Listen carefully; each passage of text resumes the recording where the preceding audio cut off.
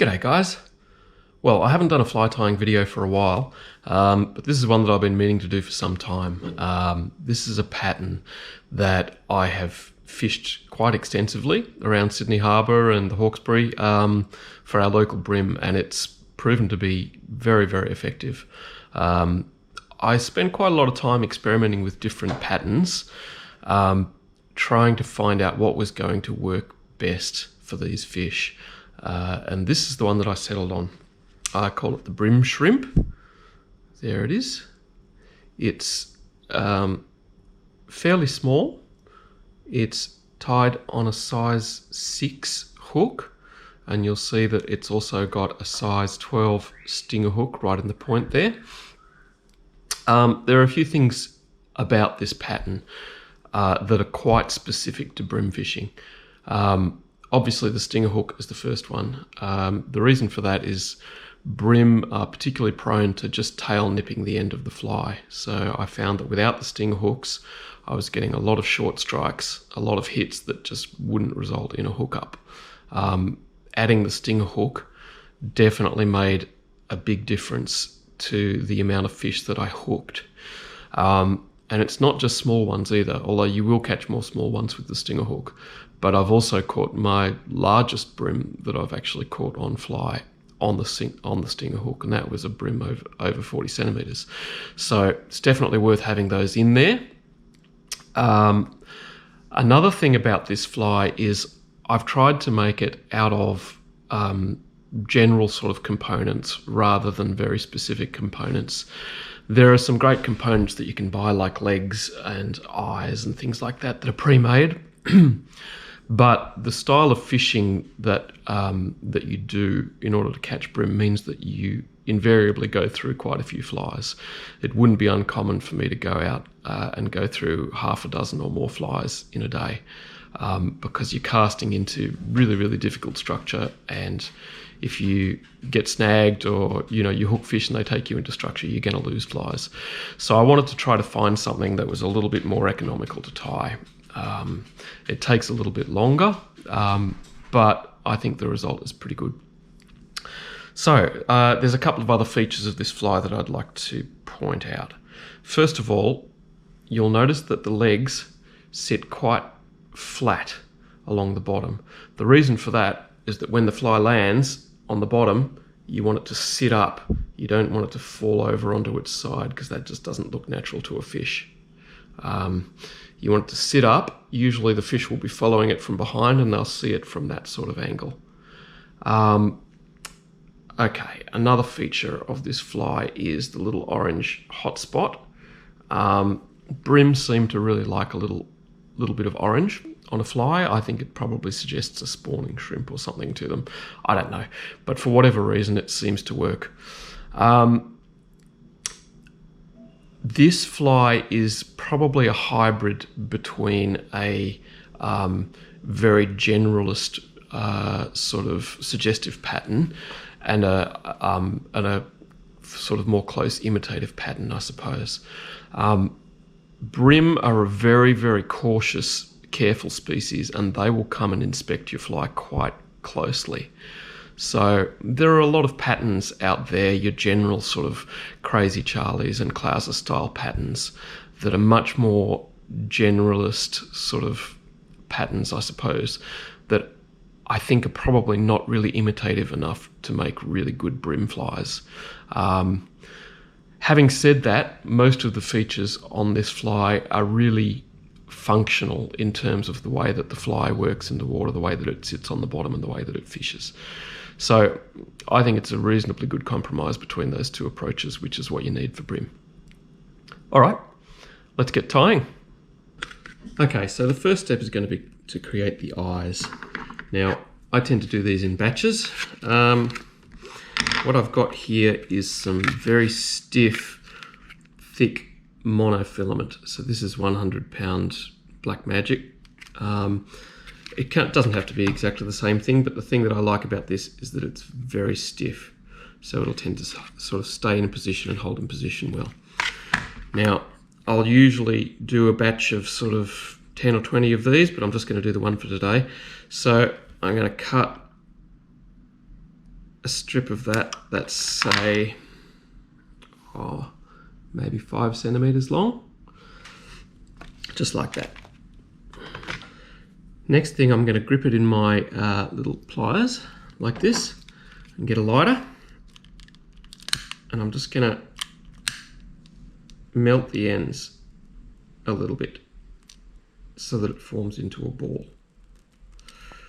I'm going to try to do them somewhat even in size if you can, but it doesn't have to be exact. Okay.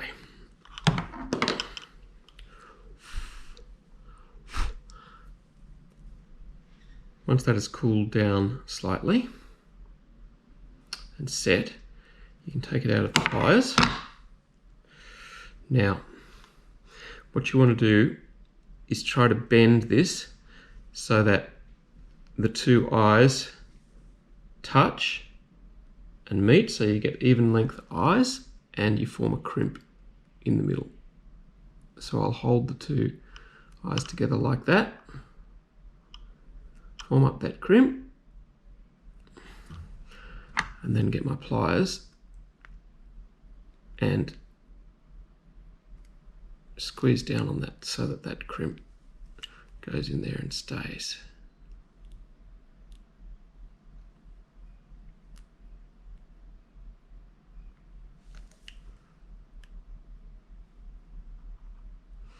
Go quite hard on it, and you'll end up with something that looks like that, a little V. Okay, so the next step is going to be to put some colour on the eyes. You can do this with just a permanent marker if you want to do it really quickly. I tend to do it with nail polish. I think black nail polish works quite well. So we'll do that now.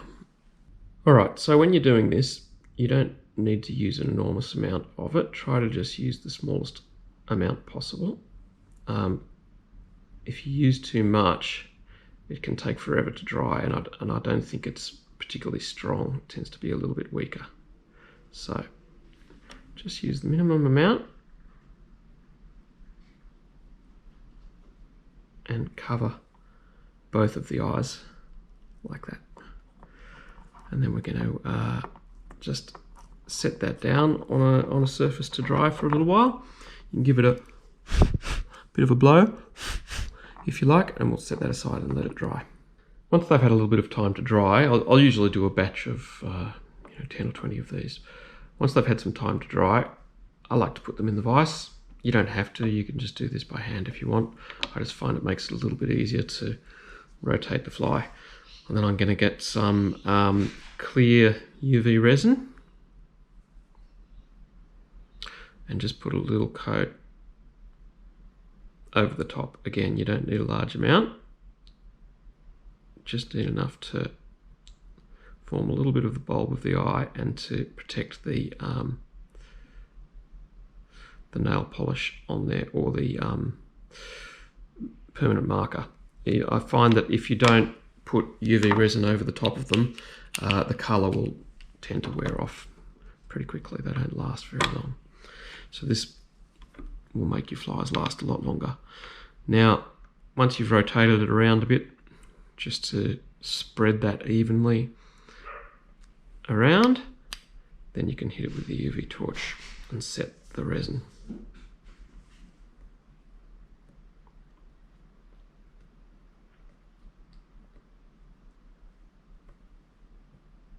That should be enough to do it.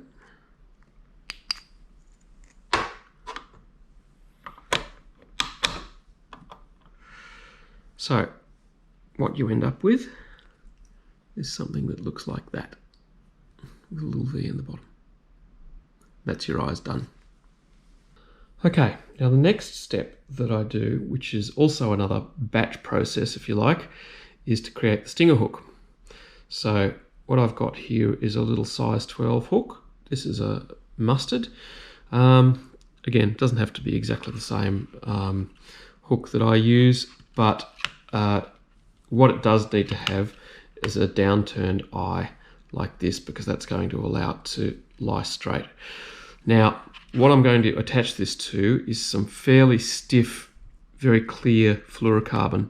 I'm using the Shimano Osea, which I find is really great leader in general. I use it for all my saltwater fishing now.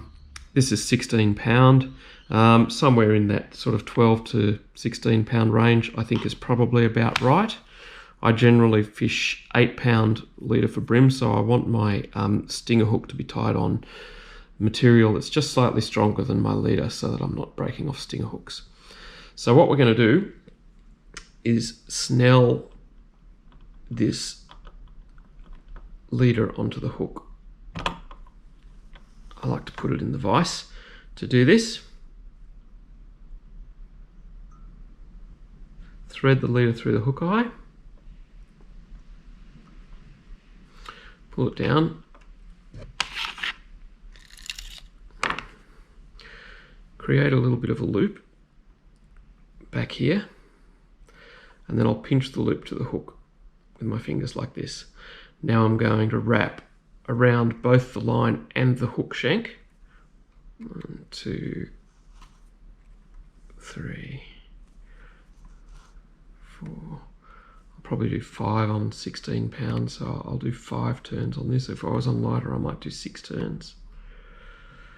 And then I'm going to carefully feed that tag end back through the loop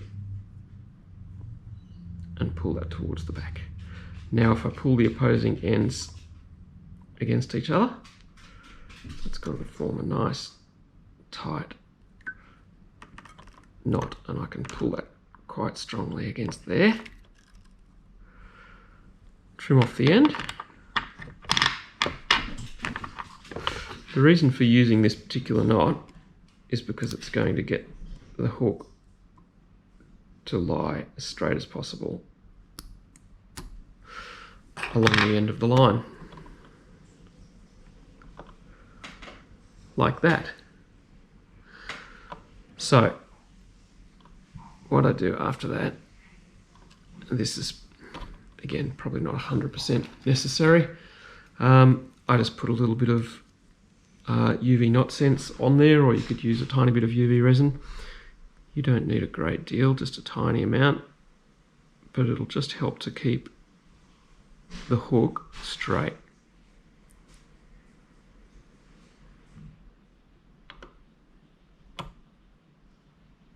So a tiny bit on there. I'm probably going to take off some of that excess. I don't need quite that much.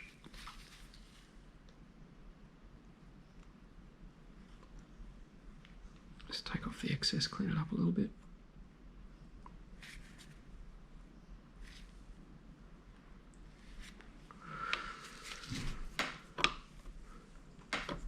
And then seal that with a UV torch.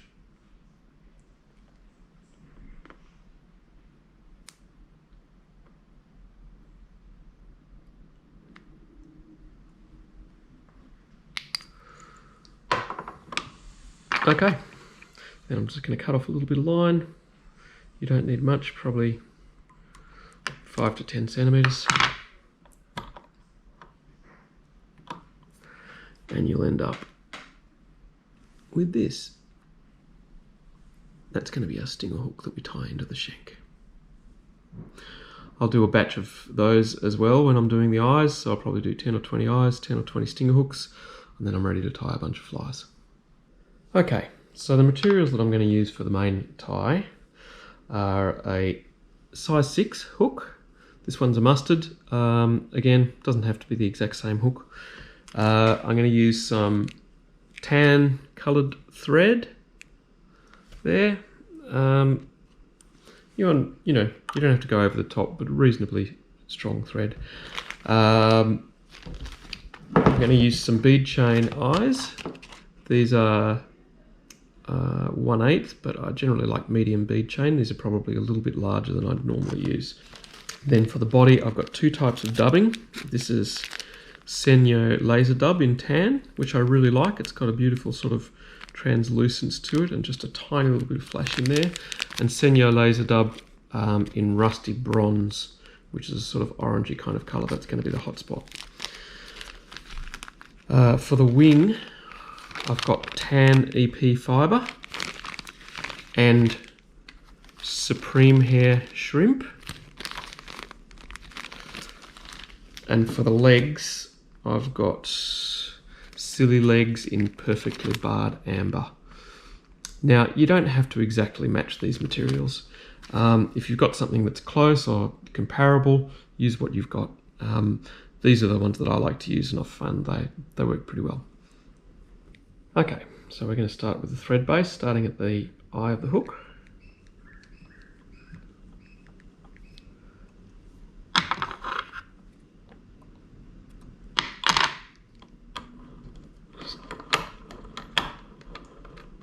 Lay down a decent thread base. And the first thing we're going to do is tie in our bead chain. So, I'll cut a couple of bead chain eyes off here. You can use dumbbell eyes as well. What I would suggest for this fly is generally don't use any more weight than you need. Try to get by with the minimum weight. That's going to give you a slower sink rate and more realistic presentation. But if you're dealing with deep water and strong current, then you might need to go for some bead chain, some bigger dumbbell eyes or heavier eyes. I tend to like bead chain for the majority of my fishing though. So make sure you've got these flat, level, horizontally. That's quite important, because this creates a bit of a stand that the fly can sit up on when it lands on the bottom. You're going to start with figure of eights, like that.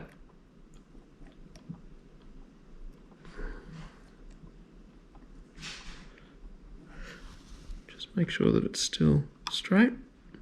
And after you've put maybe 10 or so wraps, figure of eights across, then we're going to go around and under the fly from the bottom on each side. And I like to do about 10 wraps of that as well. It just locks in the eyes. Generally then I'll just do a couple of little quick whip finishes. It just helps to secure it all in. Okay, it feels good. Right, now we're going to bring the thread down to the bend of the hook and just a tiny bit into where it starts to bend upwards. The reason for that is this is where we're going to tie in our stinger hook, and we want the stinger hook to angle up a little bit so that it's sitting in the tip of the fly and not just sitting down flat on the bottom. So we want to position it so that the end of the hook is about where our wing ends, and I like that to be usually about half the length of the hook, or maybe a little bit more actually, probably 3/4 of the length of the hook, or a full hook length out. So around about there. Now I'm going to hold that in place. Try to make sure that you hold, I'm using the vise here to hold the hook straight, but if you don't have the same sort of setup, just try to make sure that the hook aligns with your main hook here at the point where you tie it in. So a couple of gentle wraps around there just to cinch it in place, and then I'm going to wrap that all the way back to the bead chain eyes, trying not to necessarily wrap the fluorocarbon or the fluorocarbon around the shank, and then I'll pull that tag end back towards the hook and wrap down over that again. And that's going to really lock it in. I haven't had one of these stinger hooks pull out yet, so it seems to work pretty well. And I'm going to rope that all the way back down, pretty much to the hook, and then cut off that extra tag there. Wrap down and over it.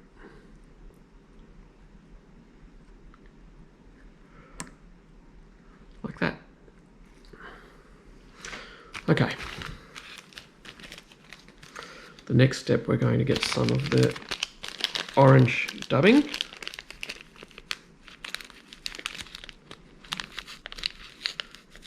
And pull off a bit of that. Spin that onto our thread. And wrap that around. Now, this is not a trout fly. You don't need to be super careful with your dubbing or fine or anything like that. It's going to get brushed out. Having a bit of sort of shagginess to it, I think doesn't hurt at all. Okay, so I've just made a little ball of dubbing there.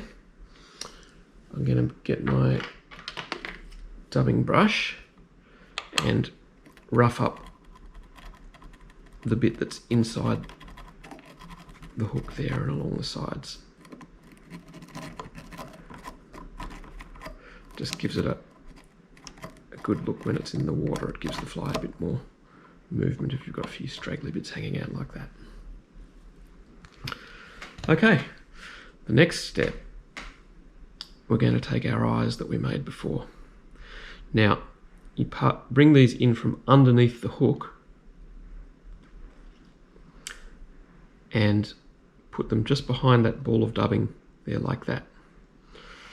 Now, what we're going to do is wrap around them in this kind of direction. You need to just hold them in place a little bit to make sure that they're evenly spread around the eye of the hook. And we're going to wrap those in. Give them a good number of wraps to hold them in really firmly.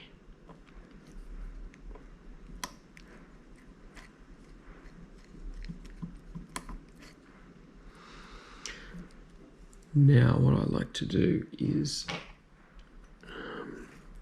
do a couple of quick whip finishes again, or half hitches if you want. Okay,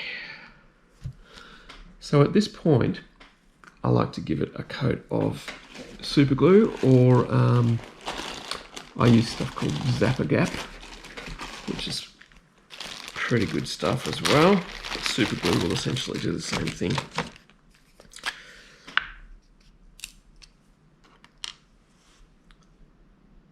So we're just going to give that a bit of a coating up and down over where the eyes join in and where the bead chain is. This is just going to help your fly be stronger, more durable. Hold those eyes and bead chain in position and stop them from sort of potentially spinning around on the shank or anything like that. And just dab off the extra with a tissue. Okay, next we're going to do our body dubbing, which is the tan laser dub. Again, it doesn't have to be this, just any sort of tan dubbing that you've got. I also do a version of this in olive sometimes. If the water's got a greenish sort of tinge to it, then an olive version of this can work reasonably well too. Okay, now build up a little bit of a ball of dubbing to smooth out that little lump under where the eyes go in, and this helps to create a bit of a taper for the body as well. And it's going to gradually taper back to be thinner towards the back of the fly like that.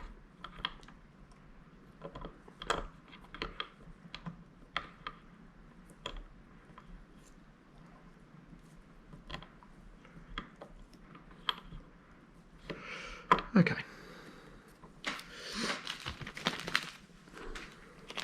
I'm not going to brush that out yet. Now I'm going to take the silly legs. You don't want to make the legs too long on these flies, I don't think.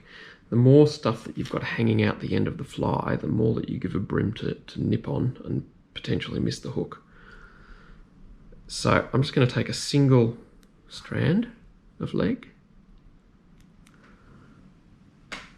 like that. I'm going to cut it. These front legs are going to be slightly longer than the back legs, so I'll cut it just a little bit more than halfway back, like that. So I've got two pieces, one slightly longer. And with that slightly longer piece, I'm going to cut that in half. So I've got two pieces like that. Okay. Wrap that first piece roughly down the middle around the thread, and then just use your hands to position it where you want it so that it's sideways on the fly like that. You don't want the legs to be coming out too far underneath this fly, because you want the legs to act as a bit of a stand when the fly lands on the bottom, so that it sits flat. Also, if you have too much coming out the bottom of the fly, then you run the risk that the fly might not sink the right way. It might tend to turn over. So try to get them out sideways, horizontal to the bottom of the fly. Give that a couple of light turns, and then do the same on the other side.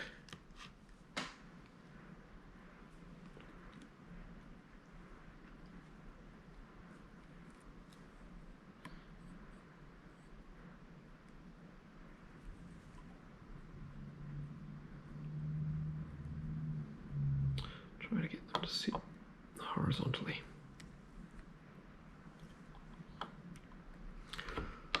Like that.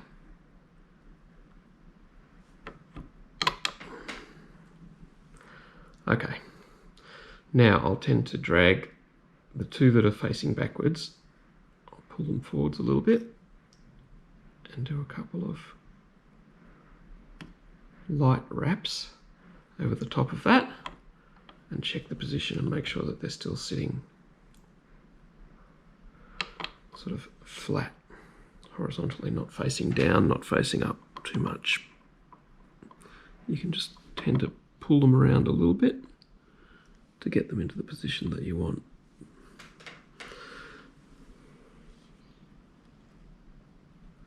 Sometimes it can take a little bit of adjustment to get them sitting how you like them. Okay. That'll do for now. Now I'm just going to take some broad wraps back over to the back here and bring the thread to just down in front of the bead chain. All right, now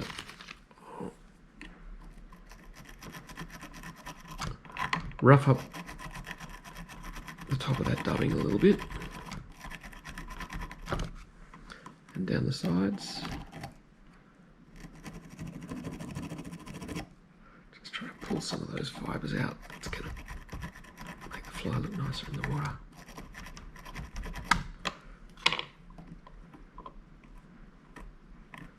Like that.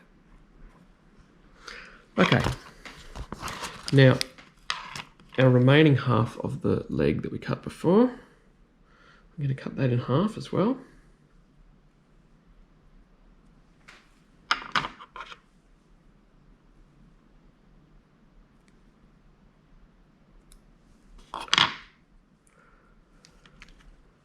And we'll do the same thing that we did with the other legs. Wrap that around the thread. Tie them in right there in front of the eye horizontally.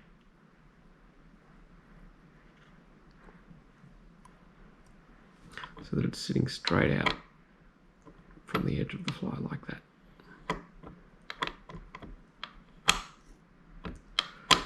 Then we'll do the same on the other side.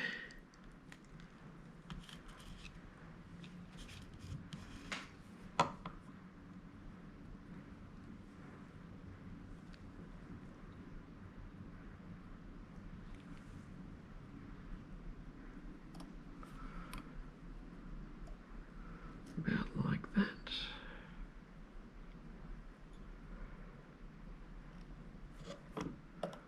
Okay. And then bring the thread up forward of the bead chain once those are in position. All right. Now we can trim those down a little bit, those back legs. They probably don't need to be quite that long. Something like that. Okay, now the last step is going to be to tie in our wings. So I start with the EP fibre first. You could probably just use a single material for this if you want. I like the slight colour variations I get from using two different materials for the wings. So I'll cut a length that's about a little bit more than double the length of what I need for the wing, and tie it in at about the halfway point. So just do a little pinch wrap like that. Try to keep the material all on this side of the hook, not falling below the hook. Then once I've given that a few wraps, I'm going to pull this bit over towards the back.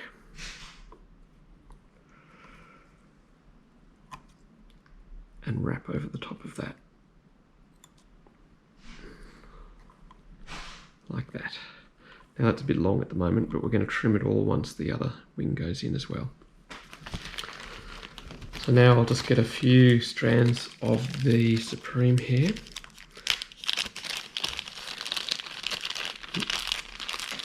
You don't need quite as much of this one. Just gives that wing a little bit more stiffness and a bit of a colour variation.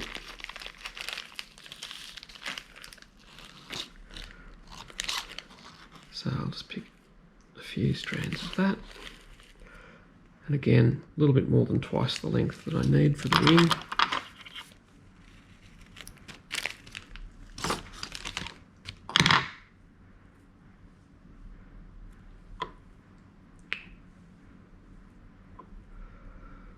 Tie that in at about the halfway point.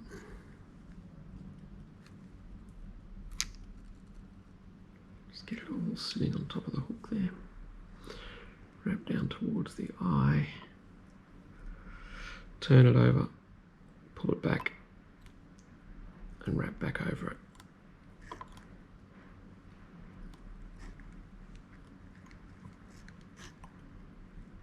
Okay, once I've done that, I'm going to whip finish.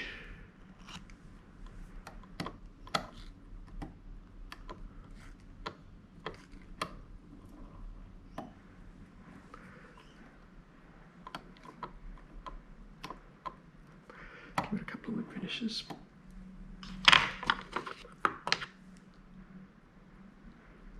And trim it through. Now, I'm going to grab all of that wing together,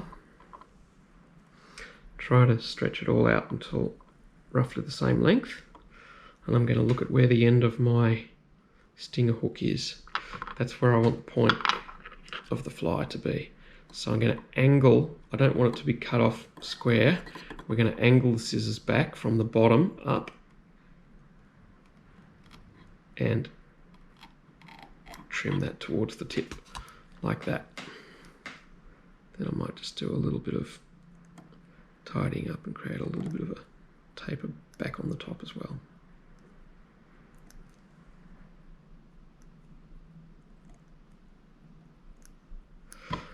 Okay, we're almost there. Now,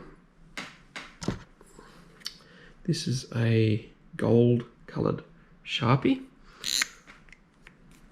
And what I'm going to do with this, colour in a little bit over the thread, over the bead chain, and I'm going to use this to just create a little bit of segmentation on the body and the wing. Just doing a couple of little short stripes like that.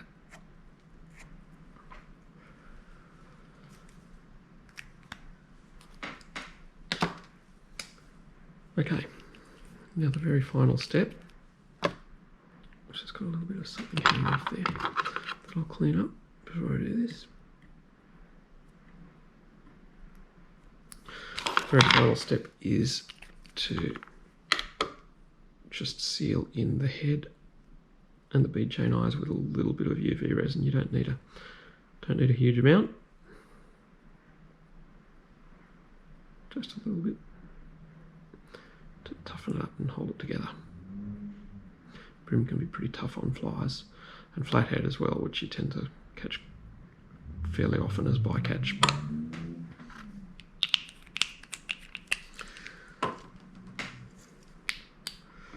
So hit that with the UV torch.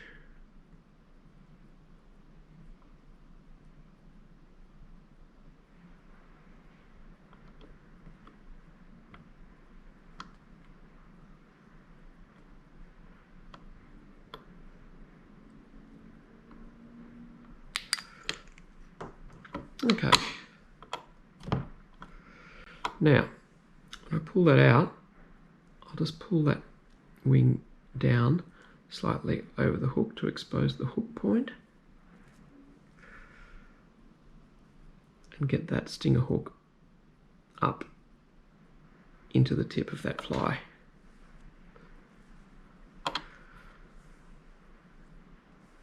Just check that my eyes are nicely positioned.